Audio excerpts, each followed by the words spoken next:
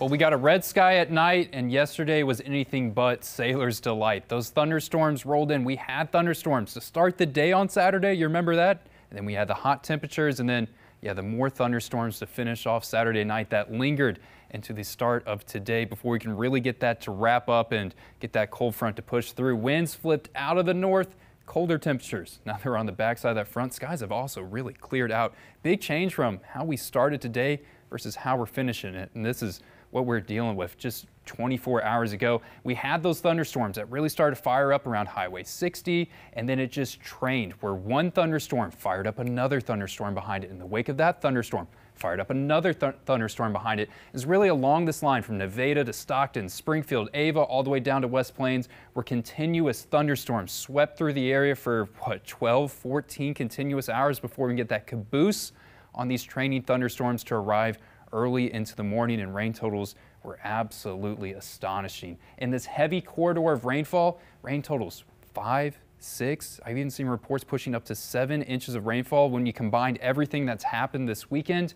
Very heavy rain in this heavy corridor to the north of kind of this heavy band. Still a good amount of rain that ranged from somewhere between 2 to 3 inches in a lot of places. It's areas to the south of this heavy band that did not see much, and you can see that when we really kind of look at city by city. Springfield in the heavy band, over 3.5 inches of rain, nearly 4 inches of rain. Joplin and Harrison to the south, didn't see a whole lot. Harrison just got about 2 sprinkles that came their way.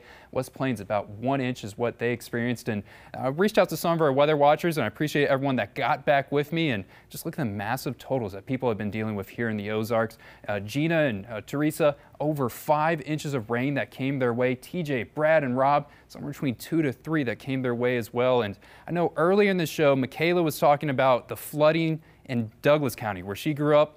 This is where I grew up, right up here down on the Findlay River. I'm from Ozark, only about 1 mile away from the Findlay River is where I grew up. And you just look at the amount of floodwater that came in, and Ozark only got about 2, 3 inches of rain. Some places got double the amount of rain of what we're seeing in this video. I want to kind of give a shout out and thank Hunter Smith for sending this photo in. He's been a good part of the team, and glad we've been able to have him. He's Storm Chaser, and go follow him on social media. He's a great guy.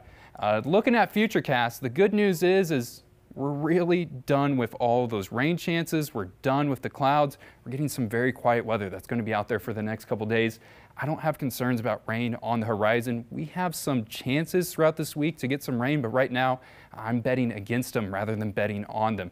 Good mix of sun and clouds for both Monday and Tuesday, with more sun that's going to be out there. Temperatures for Monday right around that 80-degree mark with light breeze out of the north. Tuesday, a little bit warmer. We'll get over that 80-degree threshold, and that's going to be kicking off a warming trend where really every day this week should be a little bit warmer from the last. So we're going to start this work week off with temperatures right around the 80-degree mark, and once we get to Wednesday, we get back to average. By the time we get to Thursday and Friday, we have chances to hit 90 degrees. That would be the first time that we have hit 90 degrees in all of 2024. Humidity values not too bad, but it start to get a little bit more oppressive by the time we get into the back half of that week. So we have to deal with more heat index that's going to be out there, kind of that sticky feeling like what we had on Saturday.